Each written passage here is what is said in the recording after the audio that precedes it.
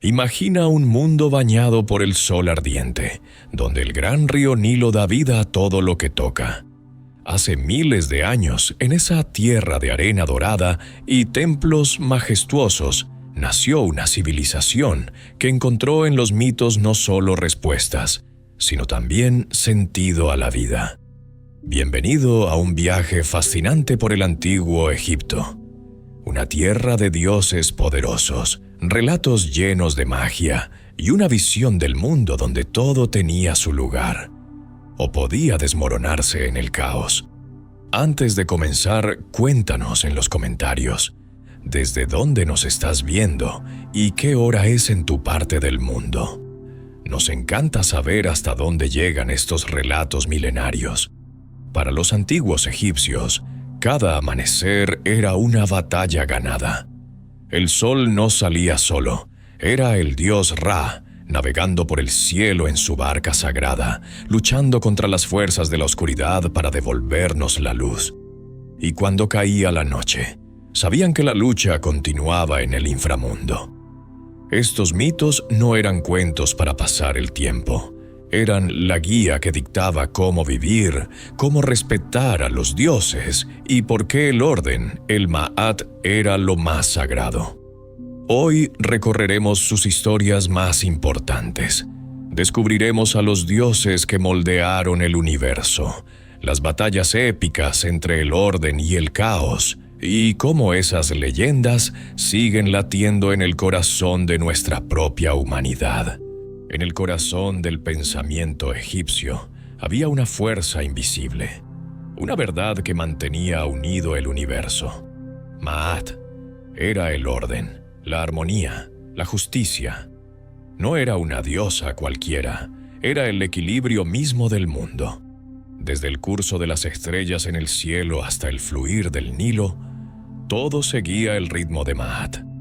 Incluso los faraones, considerados dioses vivientes, debían obedecer sus principios, porque sin Ma'at el mundo simplemente dejaría de funcionar. Pero donde hay orden, siempre hay su sombra. Isfet era lo opuesto, el caos, la mentira, el desorden. Era el miedo constante de que todo se rompiera. Guerras, hambrunas, oscuridad.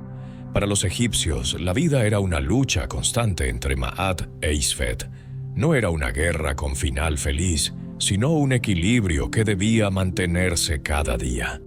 Con cada acción justa, cada palabra honesta, los hombres ayudaban a los dioses a sostener el orden del cosmos. Porque en Egipto no bastaba con sobrevivir, había que vivir con propósito, ayudando a que el mundo siguiera girando. Pero antes de que el mundo pudiera regirse por Ma'at, antes incluso de que existiera el mundo, hubo un momento en que no había nada. Ni cielo, ni tierra, ni luz, ni sombra. Solo una inmensidad sin forma, un océano oscuro que lo contenía todo. Nun. Antes de que existiera el tiempo, antes del cielo, antes de la tierra, no había nada, solo un silencio eterno y un océano infinito de oscuridad llamado Nun. Nun no era solo agua, era el caos primordial, una masa sin forma que contenía todas las posibilidades del universo aún no reveladas. No tenía dirección ni destino, pero en sus profundidades dormía el potencial de la creación. Para los egipcios, este abismo no era solo algo que ocurrió una vez. Nun siempre estaba ahí, más allá del mundo conocido, al acecho, esperando el momento para volver si el orden se quebraba. Pero fue desde ese caos inmenso que surgió el primer acto de esperanza. De las aguas silenciosas emergió una colina sagrada, Benben, el primer trozo de tierra, y con él el dios creador, Atum. Esta imagen, una isla dorada surgiendo del abismo, representaba más que el inicio del mundo. Era una promesa, que del caos puede nacer el orden, que incluso en la oscuridad más profunda puede brotar la vida. Así Nun se convirtió en símbolo doble, el terror de lo incontrolable y el origen de todo lo que alguna vez será. Del caos de Nun, una chispa encendió el inicio de todo. No fue una explosión, no fue un trueno, fue un acto de voluntad divina, porque incluso en la más absoluta oscuridad, alguien decidió crear la luz. Atum y el Benben, el primer acto de creación. Desde las aguas infinitas de Nun surgió Atum, el dios que no fue creado por nadie. No tenía madre ni padre, solo existía. Y al emerger trajo consigo el primer gesto de orden. Atum se alzó sobre un montículo sagrado, el Benben, la primera tierra firme. Imagina esa escena, una isla dorada surgiendo del abismo, bañada en luz. No era solo tierra, era el corazón del universo naciente. Desde allí, Atum utilizó su propio ser para crear a los primeros dioses, Shu, el aire, y Tefnut, la humedad. Ellos serían el aliento y la humedad que darían forma al mundo físico. El Benben no era solo un lugar, era el símbolo de la estabilidad, del inicio, del equilibrio. Por eso, los egipcios construían obeliscos en forma de este montículo, para recordar que el mundo surgió del caos, pero solo a través del orden y la intención divina. Este mito enseñaba que, incluso cuando todo parece perdido, el cambio empieza con una decisión.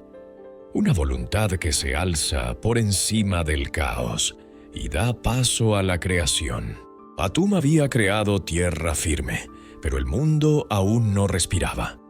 Faltaba el aire, el agua, el espacio para que la vida floreciera. Por eso, de su propia esencia, nacieron dos nuevas fuerzas, el aliento y la humedad. Shu y Tefnut, el primer suspiro del mundo. Del dios Atum surgieron sus hijos. Shu, el dios del aire, y Tefnut, la diosa de la humedad y el rocío. Ellos fueron los primeros en darle espacio al universo. El aliento que separó el cielo de la tierra, la humedad que dio suavidad a la creación. Shu elevó el cielo, creando un espacio donde pudiera entrar la luz. Tefnut trajo consigo la humedad que dio origen a los ríos, las lluvias, la vida misma. Para los egipcios, ellos eran el equilibrio. El aire y el agua, dos elementos que por sí solos son frágiles, pero juntos sostienen la existencia. Su unión simbolizaba algo más profundo, que el mundo no se sostiene por fuerza bruta, sino por armonía. Shu era el protector, el que mantenía al caos lejos. Tefnut, la que nutría, envolvía, daba calor y vida. Esta historia enseñaba que incluso lo invisible, el aire que respiramos, la humedad en la piel, es lo que mantiene todo en movimiento. ¿Y no es así también hoy? En medio del ruido, a veces lo que más necesitamos es un suspiro. Un momento para respirar, sentir y reconectar.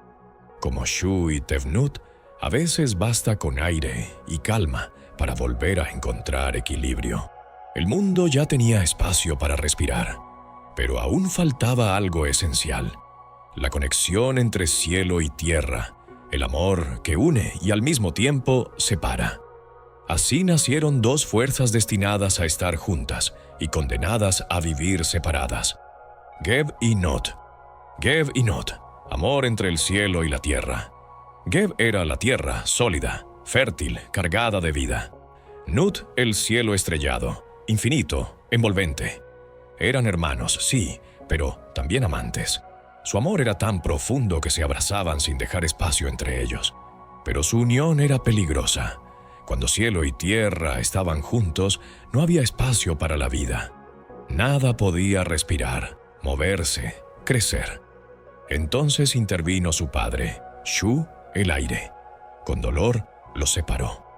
Levantó a Nut y la alzó hacia lo alto, dejando a Geb abajo, estirado sobre el mundo.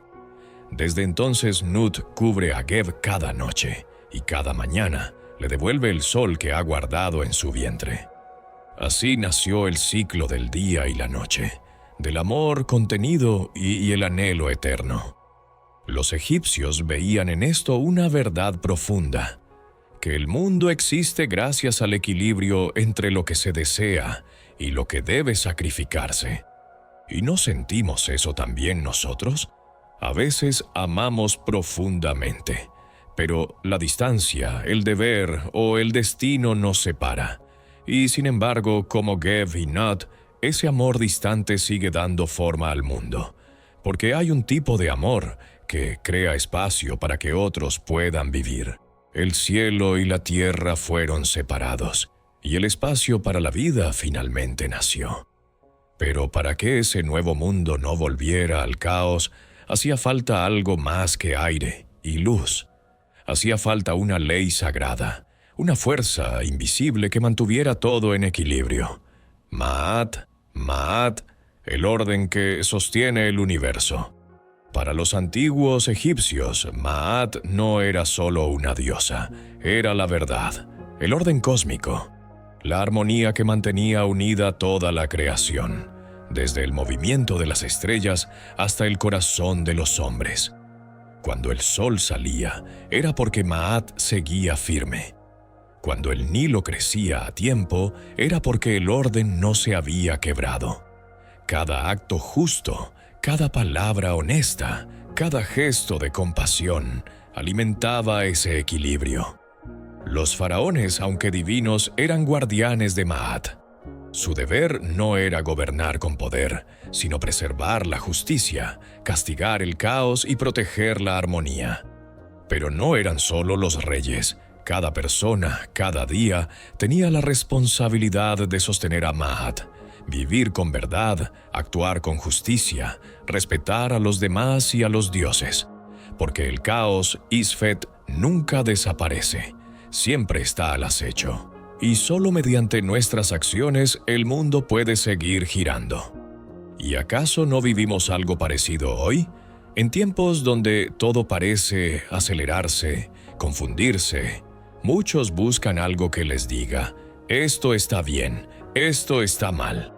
Ma'at nos recuerda que el orden empieza dentro de uno mismo, que cada pequeño acto de integridad, aunque nadie lo vea, es una forma de ayudar al mundo a no desmoronarse, que cuando elegimos la verdad, sostenemos el cielo, como lo hicieron los dioses. Ma'at sostenía el mundo, pero el caos nunca duerme. Aunque el sol ilumine el día, en la noche, las sombras despiertan. Y allí, en las profundidades del inframundo, cada noche se libra una batalla, entre la luz y la oscuridad, entre Ra, el sol, y Apophis, la serpiente del caos. Ra y Apophis, la batalla eterna entre la luz y la oscuridad. Cada día, el dios Ra cruzaba el cielo en su barca solar, llevando la luz, la vida, la esperanza. Pero al caer el sol, no descansaba. Iniciaba su viaje más peligroso, el descenso a Duat, el mundo subterráneo. Allí lo esperaba su enemigo más temido, Apophis, una serpiente gigantesca hecha de oscuridad, cuyo único deseo era devorar la luz y sumir al mundo en la nada. Cada noche Ra navegaba por ríos de sombra. Cada noche Apophis intentaba detenerlo. Y cada noche Ra debía vencer para que el sol pudiera nacer de nuevo al amanecer. No estaba solo. Dioses como Set luchaban a su lado, protegiendo la barca con lanzas y hechizos.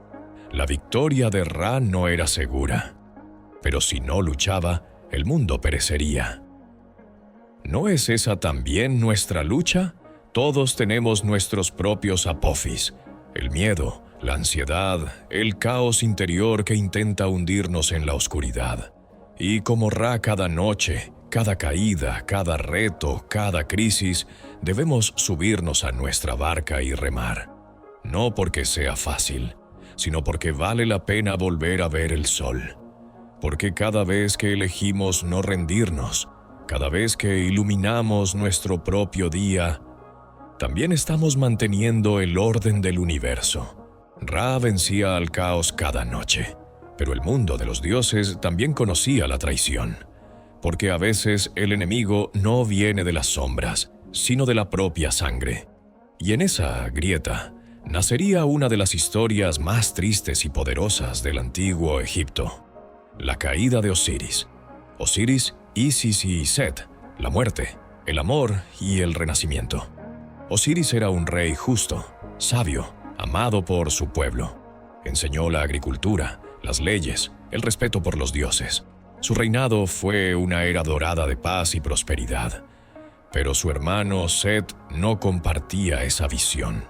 Lo corroía la envidia, el deseo de poder, el odio escondido tras sonrisas. Y así planeó su traición. En un banquete, Set ofreció un sarcófago bellamente tallado, prometiendo regalárselo a quien encajara perfectamente en su interior. Cuando Osiris se acostó dentro, la tapa se cerró de golpe. Lo sellaron, lo arrojaron al Nilo. Pero la tragedia no terminó ahí. Set, temiendo su regreso, desmembró el cuerpo de Osiris y lo dispersó por todo Egipto. Su muerte parecía definitiva. Isis, su esposa y hermana, no aceptó esa oscuridad. Usó su sabiduría, su magia, su amor, y partió en una búsqueda sagrada. Pueblo por pueblo, desierto tras desierto, fue reuniendo los pedazos de su amado, hasta que lo tuvo completo. Con la ayuda de su hermana Neftis y los hechizos más poderosos, devolvió la vida a Osiris. No como antes. Osiris ya no era un dios del mundo terrenal. Ahora se convertía en el señor del más allá, el juez de las almas. De esa unión nació Horus, hijo de la esperanza, destinado a enfrentarse a Set y reclamar el trono perdido. ¿Y cuántas veces en nuestras vidas nos sentimos como Osiris? Rotos, traicionados, olvidados. Pero Isis nos enseña que con amor, coraje y voluntad podemos volver a unirnos, parte por parte. No como antes, sino como algo más fuerte, más sabio, más eterno. Y Horus nos recuerda que incluso de la pérdida puede nacer una nueva lucha. Que la justicia, aunque tarde, puede renacer. Osiris no volvió al mundo de los vivos, pero su historia transformó la muerte para siempre, porque desde ese momento, morir ya no era desaparecer, sino prepararse para el juicio eterno. Y el guía de ese viaje era un dios con rostro de chacal, Anubis. Anubis y la momificación, preparar el cuerpo, proteger el alma. En la antigua religión egipcia, la muerte era un umbral, un paso hacia otra existencia. Pero para cruzarlo, el alma necesitaba que su cuerpo fuera conservado, protegido, respetado. Ahí entraba Anubis, dios de los muertos, protector del tránsito. Lo representaban con cabeza de chacal, un animal que merodeaba los cementerios, pero que también vigilaba a los muertos. Su tarea era sagrada, preparar el cuerpo del difunto para que el alma pudiera encontrar la eternidad. El proceso de momificación era complejo y lleno de simbolismo. Se extraían los órganos, se purificaba el cuerpo, se envolvía con vendas y aceites rituales. Cada paso era un hechizo, una oración, un acto de amor.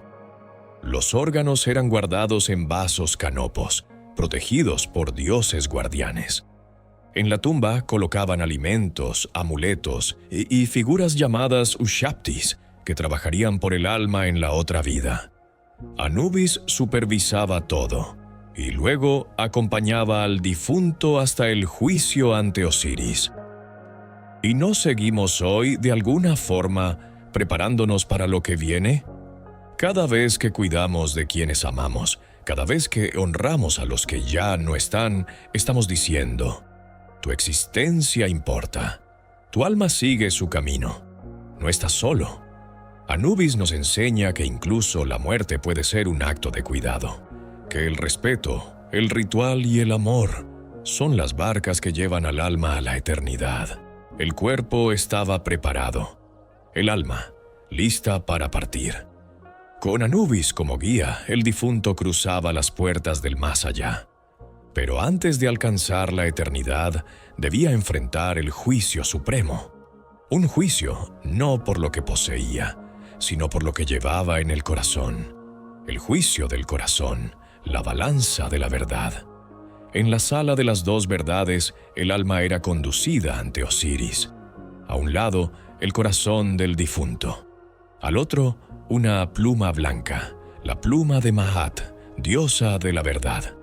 El corazón, símbolo de la conciencia, debía ser más ligero o igual de puro que la pluma, porque el corazón no mentía.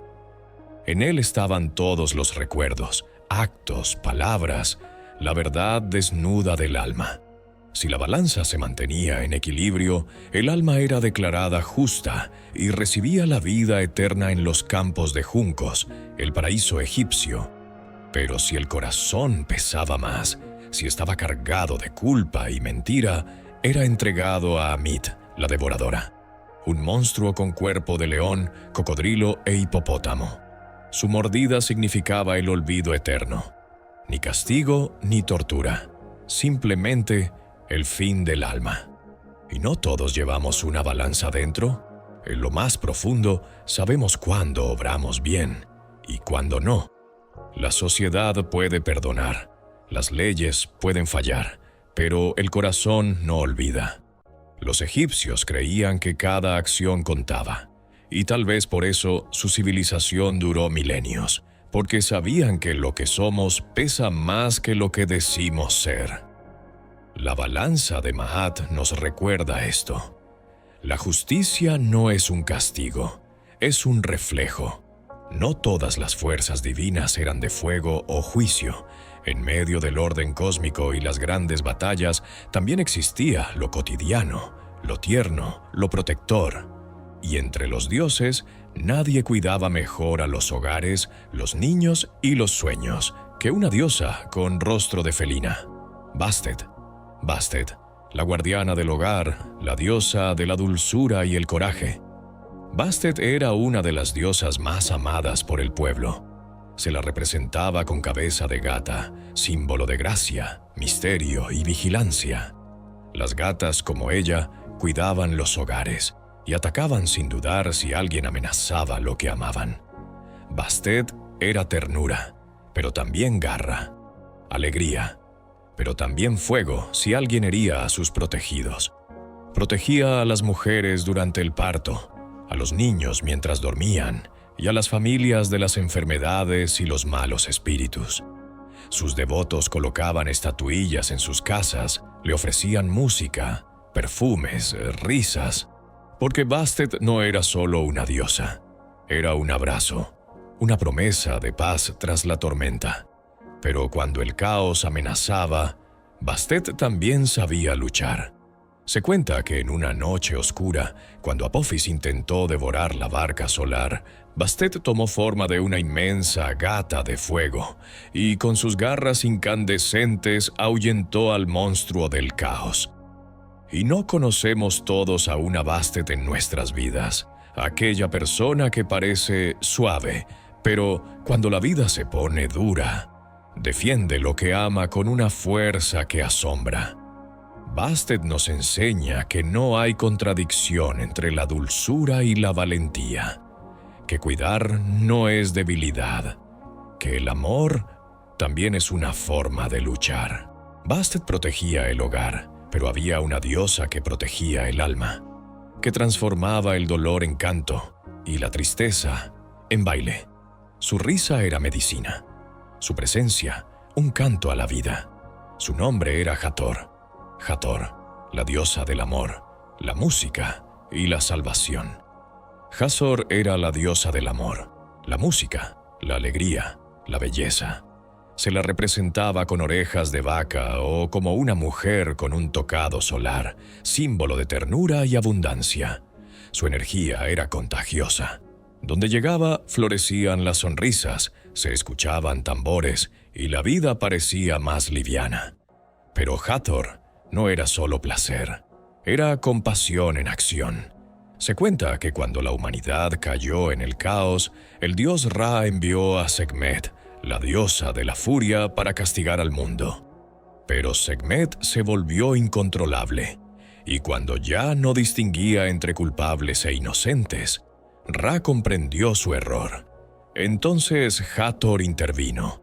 Llenó vasijas con vino teñido de rojo, y Sekhmet, creyendo que era sangre, lo bebió todo. Embriagada, se calmó. El mundo fue salvado. No por la fuerza, sino por la dulzura. En los templos, las fiestas en su honor eran las más alegres. Las mujeres la veneraban como protectora de la fertilidad y la familia. Los músicos la invocaban antes de tocar. Los enamorados, antes de entregarse. ¿Y acaso no necesitamos hoy más Hathor en un mundo saturado de prisa, rabia y juicio? Ella nos recuerda que también se puede sanar con una canción, que el humor, el arte, el abrazo y la ternura son fuerzas tan poderosas como una espada. Hathor nos enseña que no hay nada débil en la alegría, que la risa no es fuga, es resistencia, que el amor bien usado puede detener hasta la destrucción. Donde Hathor curaba con risa y compasión, había otro Dios que lo hacía con silencio y sabiduría. Cuando los dioses discutían, cuando el caos amenazaba con nublar el juicio, él hablaba, y todo volvía a su lugar. Su nombre era Thoth. Thoth, el escriba de los dioses, el equilibrio del pensamiento.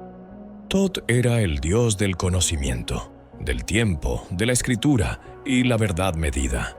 Se lo representaba con cabeza de ibis y en su mano siempre un cálamo y un rollo de papiro.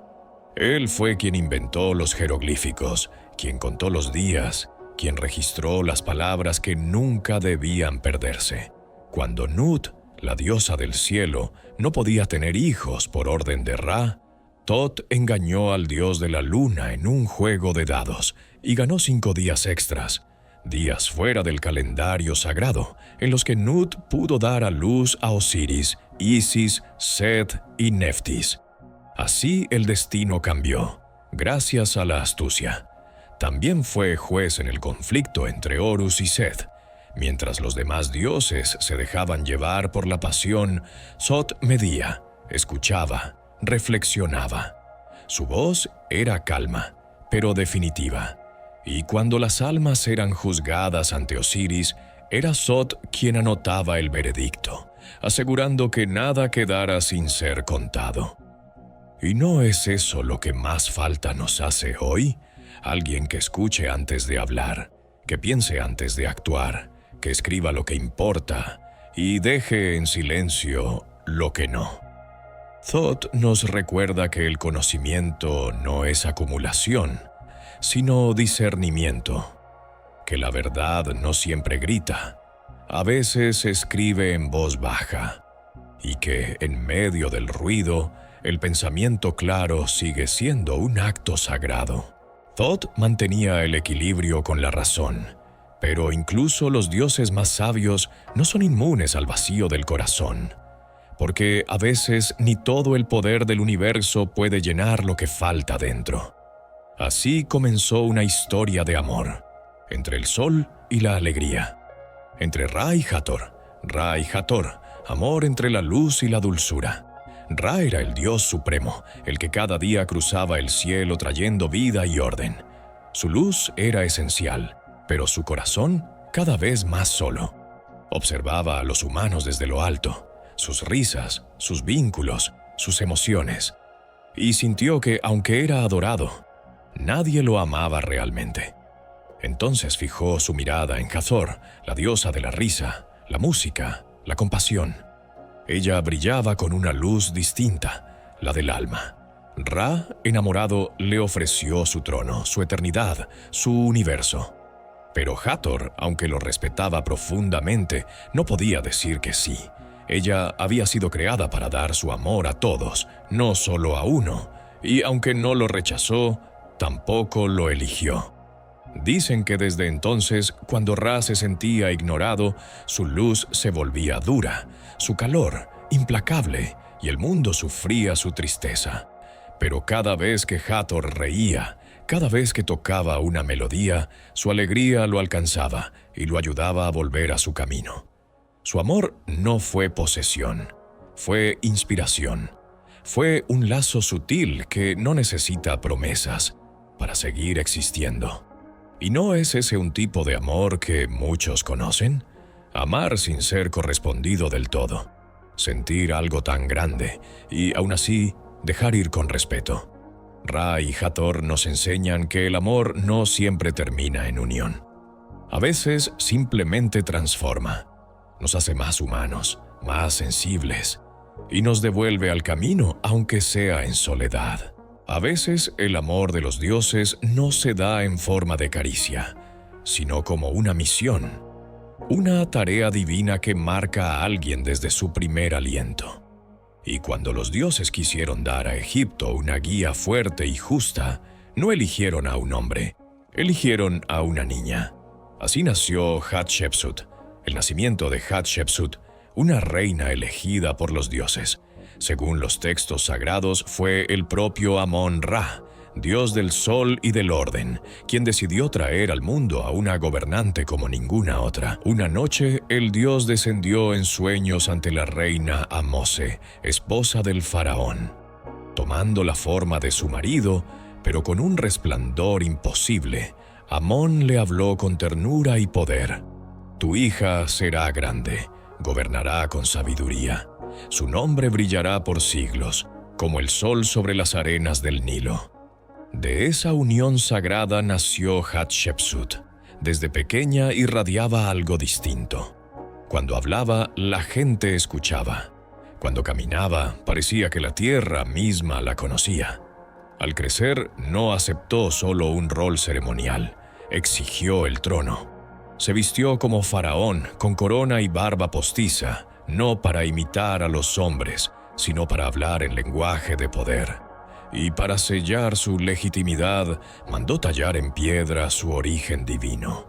Murales en templos la mostraban siendo formada por los dioses, amamantada por Hathor, instruida por Tot, protegida por Isis. ¿Y cuántas veces las mujeres deben demostrar el doble solo para ser vistas? Hatshepsut no pidió permiso. Recordó a todos que el poder verdadero no depende del género, sino del alma. Su historia nos dice que el destino no pregunta, elige, y que cuando tienes una misión, no importa si el mundo está listo para ti, lo importante es que tú lo estés. Hatshepsut fue elegida por los dioses para gobernar, pero con el tiempo las dinastías cayeron. El antiguo Egipto empezó a desvanecerse, y sin embargo, los dioses no callaron, porque siglos después, un nuevo conquistador cruzó el desierto, no para destruir, sino para ser aceptado por lo divino. Su nombre era Alejandro, y su destino no se decidiría en el campo de batalla, sino ante el oráculo de Amón. Alejandro Magno y el oráculo de Amón, el hombre que quiso ser hijo de un dios. Alejandro de Macedonia, joven, brillante, temido, respetado. Había conquistado media Asia, derrotado imperios y llegado hasta las puertas del Nilo. Pero Alejandro no quería ser solo un invasor. Él quería ser algo más, legítimo, eterno, divino. Y en Egipto eso solo era posible de una manera, siendo reconocido por los dioses. Por eso partió hacia el oráculo de Amón, ubicado en un oasis remoto, Siwa. El viaje era largo, cruel. Las dunas cambiaban de forma, el calor partía los labios, las caravanas se perdían. Según la leyenda, cuando Alejandro y sus hombres se desviaron, 2 cuervos aparecieron en el cielo. No huyeron, no graznaron, simplemente volaron, y Alejandro los siguió. Era, decían, la guía del propio Dios. Al llegar al oasis, lo recibió un silencio espeso, cargado de incienso y misterio. Dentro del templo de Amón, solo los sacerdotes y los elegidos podían hablar. Pero cuando Alejandro entró, el sumo sacerdote lo miró sin vacilar y pronunció: «Bienvenido, hijo de Amón. Tu padre está orgulloso de ti». No fue una coronación militar, fue una consagración mística. Alejandro ya no era solo hijo de Filipo, ahora era descendiente del sol.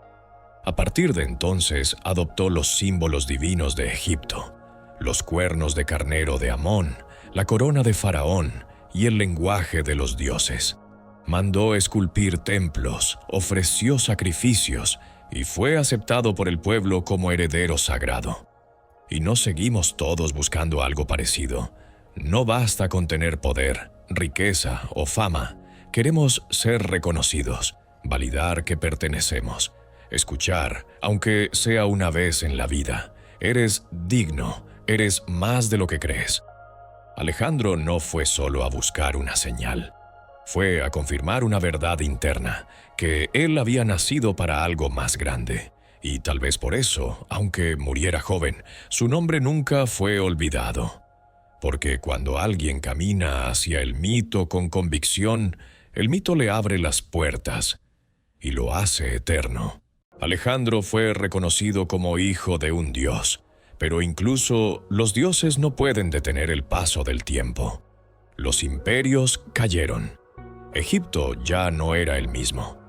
Pero justo antes del final, una mujer tomó el mito en sus manos y lo convirtió en poder.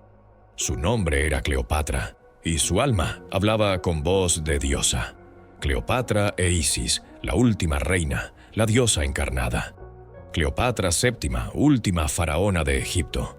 Culta, estratégica, brillante, dominaba varios idiomas, conocía la filosofía y, sobre todo, sabía el poder del símbolo. En un tiempo en que Egipto era solo una sombra de su gloria, Cleopatra decidió no solo gobernar, sino resucitar el espíritu antiguo, y para ello se unió al mito más poderoso del panteón: Isis, diosa de la vida, la magia y la maternidad. No fue casualidad.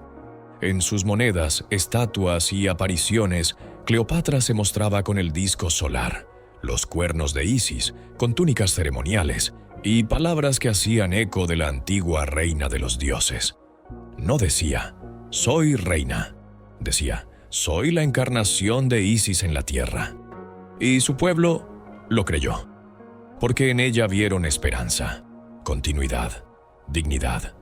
Cuando se unió a Julio César y más tarde a Marco Antonio, no fue solo política, fue un eco del mito.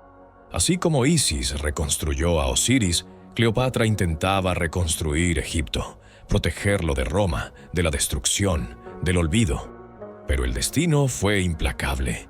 Tras la derrota en Actium y la muerte de Marco Antonio, Cleopatra quedó sola. Y aún entonces no se dejó despojar de su imagen sagrada. Dicen que sus últimas horas las pasó en un templo, vestida como Isis, rodeada de incienso, estatuillas y amuletos. Se despidió del mundo como una diosa debe hacerlo, de pie, con orgullo, con magia. Y así murió la última faraona, pero nació la leyenda. Y no buscamos todos algo que nos trascienda, algo más grande que nosotros, que nos dé sentido, identidad, propósito. Cleopatra entendió que el mito no es solo una historia del pasado, es una herramienta, un escudo, un idioma, una forma de decir, no solo estoy aquí, yo significo algo. Su poder no vino solo del trono, sino de creer que ella misma era un símbolo viviente. Y en tiempos de crisis, a veces lo único que puede salvarnos es ser lo que el mundo necesita creer. Cleopatra desapareció, pero los templos permanecieron, y en sus muros los dioses aún caminaban. Porque aunque los faraones ya no reinaban, los mitos seguían hablando a través del arte. El arte y los mitos, historias talladas en piedra. En Egipto, el arte nunca fue solo decoración. Cada columna, cada relieve, cada pincelada en una tumba era un fragmento de mito.